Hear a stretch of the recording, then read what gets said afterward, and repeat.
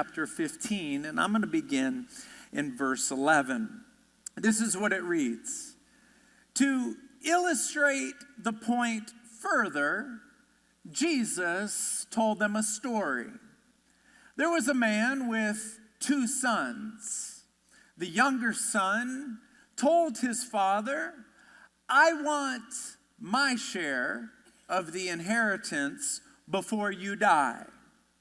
The father agreed to divide his wealth between his 2 sons. The younger son, just a few days later, packed up all of his belongings and moved to a distant land where he wasted all of his wealth on wild living. I will go back to my father and say, Father, I do not deserve any longer to be called your son. Please take me on as a hired servant.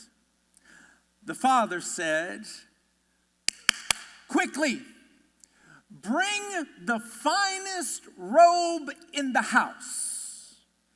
Put it on him and put a ring on his finger and put sandals on his feet.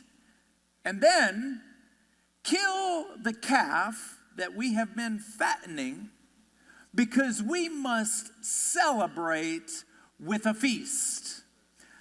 The reason why Jesus told this story is because he wanted you and I to know how he responds to a person who is returning to the Lord. How does he respond to a person who's been away from God, maybe even their entire life, and is walking towards him? How does he respond? He makes it abundantly clear that there is not a punishment involved. There is not a moment where he looks at you and says, what were you thinking? Have you lost your mind? I've been good to you, and now you have been ignored. There's none of that. Probably my favorite word in the passage that we just went over is the word quickly.